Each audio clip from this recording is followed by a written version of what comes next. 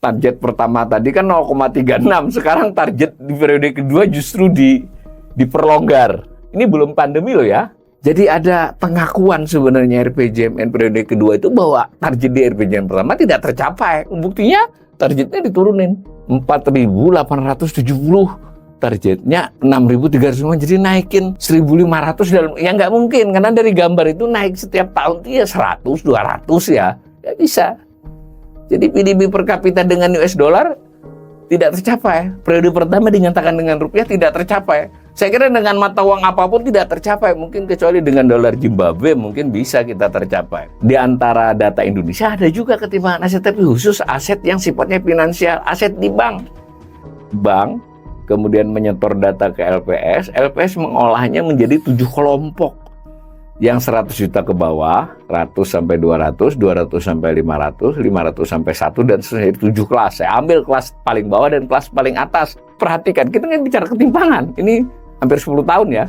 Ternyata yang di atas 5 miliar dari 1,8 sekarang 4,6. 4.627 triliun, ya 137.000 rekening, duitnya segini. Yang ini rekeningnya sebanyak 569 juta. Lebih banyak dari penduduk dewasa. Penduduk dewasa itu 190 juta orang. Berarti kalau lihat ini kan 2-3 kan. Ada yang punya 3 rekening.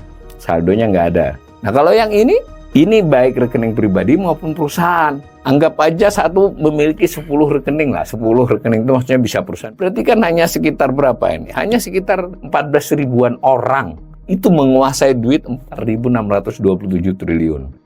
Kemudian ratusan juta orang hanya menguasai 1.053 triliun. Ini belum seberapa. Artinya selama era Pak Jokowi, ini makin timpang kan? Sederhana banget.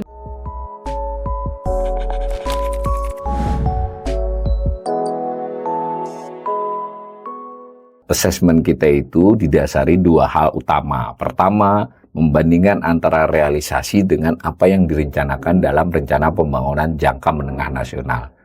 RPJMN. RPJMN itu berlaku 5 tahun, berarti ada 2 RPJMN. Yang kedua, terutama kita juga melakukan analisis secara umum atas fakta-fakta realisasi dibandingkan dengan tahun-tahun yang lampau, 10-15 tahun sebelumnya. Apakah membaik atau memburuk? Dalam 3 sesi sebelumnya kita mendapatkan nyaris seluruh indikator itu memburuk. Kita tidak asal memilih indikator, tapi indikator yang ada dicantumkan di dalam RPJMN. Nah, untuk sesi keempat ini kita bicara untuk hal yang lebih spesifik, yang juga diletakkan di RPJMN sebagai sasaran, target, atau proyeksi, yaitu perbaikan kesejahteraan dan ketimpangan. Di RPJMN itu ada data tentang PDB per kapita. Data maksudnya itu sasaran ya, PDB per kapita. Produk domestik bruto atau PDB itu adalah pendapatan nasional, pendapatan seluruh komponen perekonomian ya. Nah, dibagi dengan jumlah penduduk pertengahan tahun namanya PDB per kapita. Nah, PDB ditargetkan 2015 sampai 2019 itu meningkat. Nah, misalnya dari daftar itu pada waktu 2014 dibuat RPJMN itu 43,4 juta. Itu ditargetkan naik jadi 47,8 di 2015, terus naik sehingga ditargetkan 72,22 juta di 2019. Jadi PDB per kapita yang merupakan cerminan utama menurut RPJMN, dan memang itu lazim jadi salah satu ukuran menunjukkan tingkat kesejahteraan yang meningkat itu PDB per kapita, pendapatan per kapita, begitu aja lah. Per kapita itu per orang. Nah, dari target 72,22 juta di tahun 2019 yang tercapai adalah 59,32 juta. Jauh ya. Berapa itu selisihnya? 14 juta kan selisihnya. Jadi tidak tercapai dalam hal PDB per kapita di periode pertama RPJMN. Nah, lalu ada juga target tentang indeks pembangunan manusia. Ini yang paling sering dibanggakan ya, bahwa kita mengalami peningkatan IPM. Betul. Pendapatan per kapita tadi juga meningkat. Pendapatan per kapita itu tidak pernah menurun, selalu meningkat. Mungkin kecuali di tahun 2020 yang waktu pandemi itu relatif turun sedikit atau stuck ya. Nah, tetapi laju kenaikannya nggak sesuai dengan yang direncanakan. Dan nanti kita juga bisa lihat dengan data yang lebih panjang, laju kenaikannya lebih rendah dibandingkan era sebelumnya, era pemerintahan. Nah, dalam hal EPM juga begitu, meskipun EPM ini bisa dikatakan salah satu indikator RPJMN yang relatif hampir tercapai. Saya ingin tidak juga kita ingin buruk-burukin, ini hampir tercapai, tapi kan tetap tidak tercapai yang namanya hampir. Nah, hampir itu nanti di periode kedua. Di periode pertama ini enggak. Jadi ditargetkan 76,3 di akhir tahun 2019, yang tercapai adalah 71,92. Namun ini ada sedikit perubahan perhitungan di tahun 2015 ya. Jadi mungkin kalau dengan perhitungan baru, targetnya itu di kisaran 73, lalu yang hasilnya 72. Jadi selisih 1 poin. Tapi hati-hati ya, intinya adalah ini tidak sesuai. Bagaimana dengan 2020 sampai dengan 2024? Nah, ini agak menarik ya. Belajar dari RPJM sebelumnya, tidak ada rincian tuh terkait dengan PDB per kapita. Yang ada grafik, tabelnya nggak ada. Kemudian ada juga sasaran di 2024. Ya tidak apa-apa, kita kan hanya ingin melihat saja nih kalau dibandingkan dengan target akhir ini sudah 2024 soalnya. Nah, misal di gambar salah satu grafik itu rasio Gini itu 0,360 sampai 0,374. Maaf, tadi kita belum sempat menyinggung Gini rasio ya. Target 0,36 terrealisasi 0,382 di tahun 2015 sampai 2019 ya. Artinya apa? Artinya tingkat ketimpangan yang sering diinformasikan membaik, itu membaiknya tidak seperti rencana pemerintah, tidak sebaik itu. Jadi rencananya 0,36, malah hasilnya masih 0,382. Jadi penurunan tingkat ketimpangan itu tidak signifikan di periode pertama. Ya membaik, tapi tidak sesuai dengan yang diharapkan.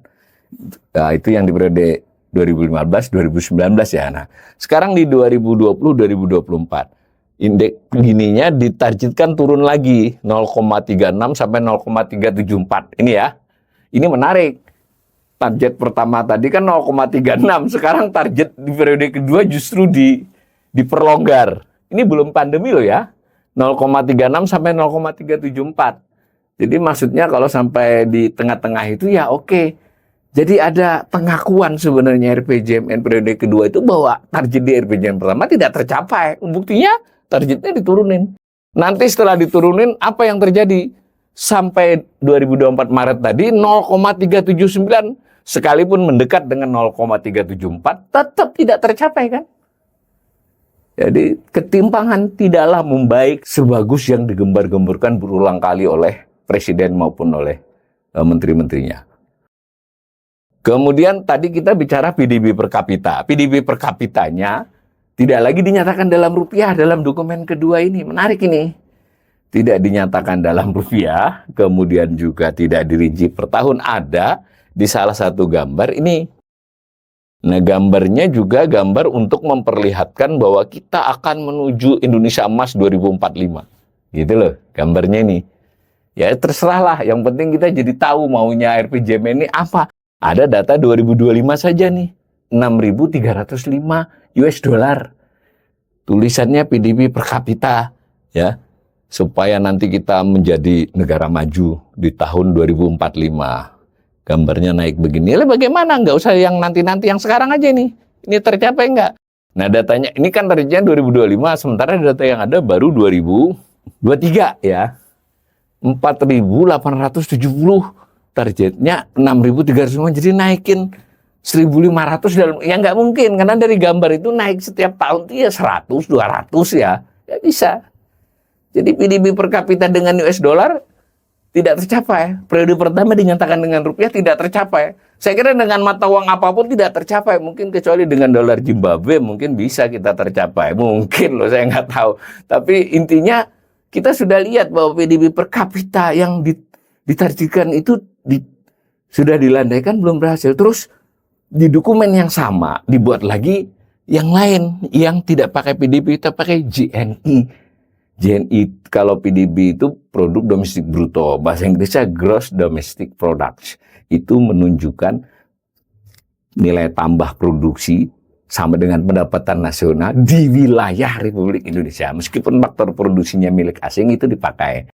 Sedangkan GNI itu sebetulnya pendapatan nasional bruto. Di bahasa Inggris kan atau bahasa Indonesia yang menerjemahkan dari bahasa Inggris itu gross national income. Itu basisnya kewargaan. Jadi produksi dari faktor produksi asing di Indonesia dikeluarkan.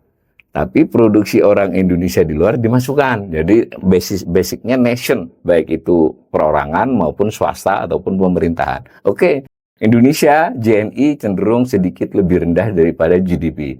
Ya lebih rendah sekitar 3,5%. Ya nggak apa-apa, perbandingan itu mau pakai yang manapun asal apel dengan apel, jeruk dengan jeruk. Jadi jangan lompat-lompat. Nah JNI itu datanya dikeluarkan oleh Bank Dunia. Kalau Indonesia ngeluarkan namanya PNB, tapi PNB berarti kan pakai rupiah tadi. PDB pakai rupiah, yang GDP-nya pakainya dolar. Cuman ada data dolar versi BPS, ada dolar versi Bank Dunia. Tidak jauh sih. Nah, kita tinggal konsisten aja mau pakai yang mana. Nah, saya bingung juga ini. Boleh juga ini. Jarang-jarang di RPJMN sebelumnya 3 periode itu jarang mau ngutip data-data luar, data-datanya data BPS, data Kementerian Keuangan, ini udah mulai nih. Ini PDB per kapita ini di gambar itu tidak jelas mau pakai World Bank apa mau pakai BPS, tapi kebetulan selisihnya nggak banyak. Oke lah. Tapi khusus JNI ini adanya World Bank datanya. Tapi ada target ini target yang ditaruh 20, 21, 22, 23, 24 dipakai JNI. Nah, ada yang namanya PPP, itu berdasarkan paritas daya beli. Ada yang berdasarkan metode atlas. Metode atlas ini pengembangan dari metode paritas untuk menentukan suatu negara termasuk kelompok berpendapatan bawah, kelompok berpendapatan menengah bawah, menengah atas, atau atas, itu memakai JNI per kapita. Ada ukurannya. Ingat kita pernah belajar garis kemiskinan kan? Nah, garis kemiskinan itu kan ukuran. Ini JNI untuk masing-masing kelas itu ada. Itu maksudnya RPJMN menaruh itu. Batas bawah, batas atas, berarti targetkan seperti itu. Ini nanti kenapa begini dikaitkan dengan batas kelas di Bank Dunia. Kita kan sekarang ini di kelas menengah atas, ya, upper middle income, bukan menengah bawah lagi. Nah, tetapi kita di kelompok menengah atas itu dekat dengan garis, sehingga kita pernah jatuh di tahun 2020-2021 kan kita jatuh kembali ke menengah bawah. Ini sekarang 2023 kita naik lagi, 2024 mungkin bisa bertahan, tapi 2025 bisa jadi jatuh lagi. Karena itu dibuat proyeksi nih, supaya kita bukan sekedar lagi bertahan di kelas menengah bawah ya, atau menengah atas, tapi kita mau jadi kelas atas, jadi mau negara maju nih. Mau jadi negara maju tuh batasnya ya high income. Tapi ini juga bingung, middle income ini pakainya PDB, harusnya kalau mau pakai ini JNI, tapi sudahlah, kita tidak bicara sepele-sepele begitu, kita mau bicara substansi saja. Apakah rencana yang dibuat di RPJMN itu bisa direalisasikan atau tidak? Pakai JNI ada batas bawah, batas atas kan. Nah, ini sudah tahun 2024, tetapi yang ada data baru di Bank Dunia 2023. Ini batas bawahnya 5.420, batas atasnya 5.550. Anda masuk ke web Bank Dunia, ya bukan salah saya karena ini tidak pakai data BPS, datanya Bank Dunia yang dipakai. Maka realisasinya 4.870. Oh, ini tadi bukan GDP ya, ini JNI. Yang PDB ini sekarang 4.920 di 2023, di target tadi 6.305 meskipun target 2005. Nah, ini perhatikan, JNI 4.870, kalau PDB kan 4.920, jadi memang lebih rendah sedikit kan JNI realisasinya. Nah, bandingkan dengan rencana nih 2023. 2023 ini harusnya paling kecil 5.420, kalau bisa mencapai 5.550. Hasilnya adalah 4.870 di bawah ini. Oh, itu kan selisihnya cuma berapa ratus. Nah, ini kalau digambar ya nanti makin jauh kan. Ya gagal. Jadi perencanaan ini tidak berhasil direalisasikan dalam hal yang bahkan sering dibangga-banggakan. Indonesia naik kelas, Indonesia meningkat pendapatan per kapitanya. Itu sebenarnya tidak seheboh yang diberitakan, mengalami kenaikan tapi tidak sesuai rencananya dan masih akan berada di dalam middle income trap. Oke, kalau kita lihat dalam bentuk tidak asal perbandingan dari RPJMN tapi dengan fakta dari tahun 96 itu, Gini rasio. Ya betul, era Pak Jokowi yang pertama itu membaik dari 0,406 menjadi 0,382. Di periode keduanya itu membaik tipis. Berapa ini? Hanya 0,03 itu ya masih dalam batas margin error, itu belum tentu membaik faktanya. Karena kan ini adalah mengukur dari data. Saya sedikit menggambarkan. Data pengeluaran penduduk yang didapat dari Susenas, 300.000 rumah tangga, ya toh? Kemudian oleh BPS itu diolah menjadi kira-kira menjadi 100 kelompok, setiap 1%-an dari 300.000 data itu kurang lebih ya. Untuk mencari Gini itu 1% konsumsi berapa persen. Jadi kalau 100% mengkonsumsi 100% itu merata mutlak kan, 1% mengkonsumsi 1%. Tapi kan nggak mungkin, karena dari fakta 40% yang terbawah hanya mengkonsumsi kurang lebih 18%. Kan gitu, 20% teratas, 20 loh ya, bukan 40, itu mengkonsumsi hampir 40%. Nah, nanti dicari logaritmanya, nah, didapat angka. Jadi kalau angka itu 0,379 dengan 0,382, saya bisa memastikan itu tidak mengindikasikan perbaikan ketimpangan. Kalau mau dicari data lain, jangan hanya dari Gini. Kalau data lain menunjang, berarti ketimpangan membaik. Nanti kita akan perlihatkan beberapa. Tidak, jadi ini tidak membaik. Meskipun saya tidak ingin mengatakan memburuk. Di periode pertama memang memburuk.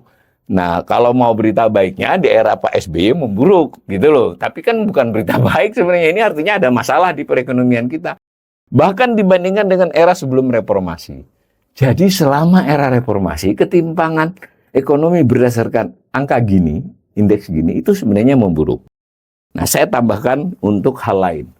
Gini itu ukurannya pengeluaran. Jadi yang data dipakai itu data pengeluaran penduduk. Apa kelemahannya?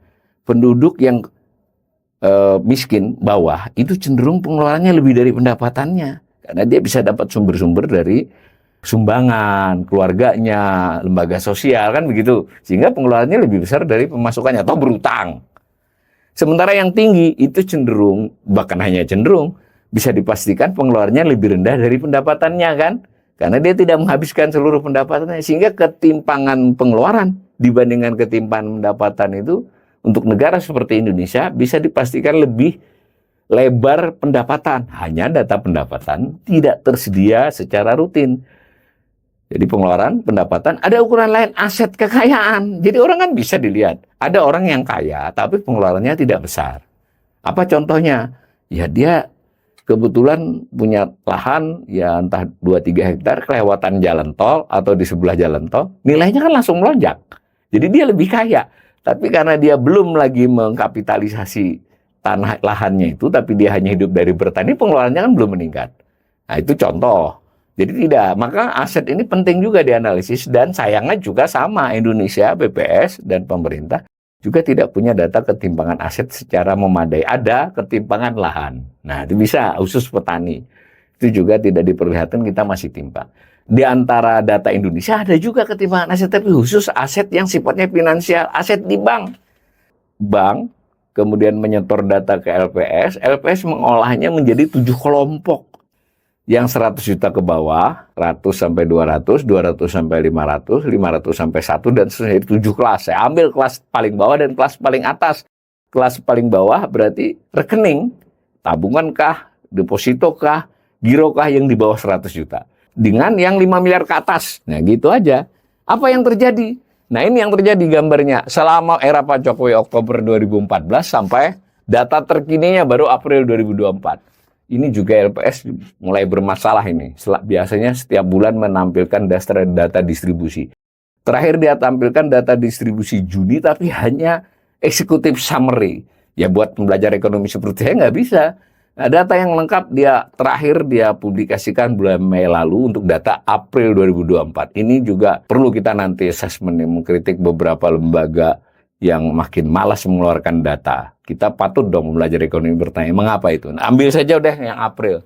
Bahwa mereka yang tabungannya, simpanannya kurang dari 100 juta, itu dulu awal Pak Jokowi 590 triliun, sekarang 1053 triliun. Ya naik sih, ya. Tapi perhatikan, kita kan bicara ketimpangan. Ini hampir 10 tahun ya. Ternyata yang di atas 5 miliar, bayangin. Dari 1,8 sekarang 4,6. bukan 4,6, 4.627 triliun. 4.627 triliun bentuknya uang, bukan aset yang lain ya. Uang sekelompok orang di dalam bank, uang. Saya ingin ingatkan betul nih, bukan rumah, bukan mobil, bukan saham, bukan, uang. Menurut catatannya uang. Nah, itu 4.627 triliun tersebar di berapa rekening coba? Ya 137.000 rekening, duitnya segini. Yang ini rekeningnya sebanyak 569 juta. Lebih banyak dari penduduk dewasa. Penduduk dewasa itu ya 190 juta orang. Berarti kalau lihat ini kan 2-3 kan. Ada yang punya 3 rekening. Saldonya nggak ada. Mungkin ya. Nah kalau yang ini baik rekening pribadi maupun perusahaan. Dan pasti terhubung kan. Pasti terhubung orang-orang ini. Anggap aja satu memiliki 10 rekening lah. 10 rekening itu maksudnya bisa perusahaan. Bisa. Berarti kan hanya sekitar berapa ini? Hanya sekitar 14 ribuan orang. 14, betul ya? 14 ribuan orang. Dan mungkin itu ada yang bersaudara, ada yang keluarganya. Itu menguasai duit 4.627 triliun. Kemudian ratusan juta orang hanya menguasai 1.053 triliun. Ini belum seberapa. Artinya selama era Pak Jokowi, ini makin timpang kan? Sederhana banget, gampang ini. Oke, dan itu diperparah lagi oleh ini. Jutaan orang tadi dengan rekening di bawah 100 juta. Itu nama kelasnya di bawah 100 juta. Tetapi rata-rata rekeningnya cuma 1,86 juta. Jadi namanya kelas itu saya 98 masuk kelas itu. Saya 50.000 masuk kelas itu. Dibuat rata-rata ini 1,86. Ini kalau dibuat modus, ini mungkin 1 juta. Modus itu yang paling banyak ya angkanya. Mungkin sebagian besar orang itu punya rakyat ya. Itu dulu karena diperlukan untuk menerima bansos, menerima program ini. Itu setelah itu tidak lagi dipakai rekening itu. Tapi belum dibunuh, belum dimusnahkan. Ini. Dan jumlah rata-rata ini waktu Pak Jokowi mulai 3,83 juta. Jadi isi rekening makin dikit. Lah bagaimana yang di atas 5 miliar, definisinya di atas 5 miliar, isinya rata-rata 33,63 miliar. Dan itu meningkat. Jadi secara aset finansial dalam konteks duit di bank, itu sudah jelas ketimpangan meningkat. Maka kita patut mencurigai Gini rasio tadi tidak berarti membaik kan? Kalau dilihat dari ini, gitu loh. Sebenarnya kita bisa juga menggali-gali data lain. Sekali lagi kesimpulannya adalah dalam hal tingkat kesejahteraan secara umum, nah, tapi untuk kali ini kita belum memakai rincian-rincian, kita memakai PDB per kapita dan JNI per kapita. Yang terjadi di selama 10 tahun, 2 periode RPJMN, itu tidak sesuai dengan yang diharapkan oleh pemerintah, oleh Presiden Jokowi sendiri, dan cenderung memburuk dibandingkan periode sebelumnya. Membaik angkanya, meningkat, tapi laju kenaikannya PDB per kapita maupun JNI per kapita itu lajunya menurun. Dia meningkat tapi menurun dan tidak sesuainya. Kemudian dalam hal ketimpangan, Gini rasio memang membaik tapi tidak signifikan. Terutama di periode kedua. Nah kalau ditambahkan dengan info jenis ketimpangan yang lain, sebenarnya ketimpangan ekonomi di 2 periode Pak Jokowi tidak terindikasi membaik. Mungkin malah memburuk.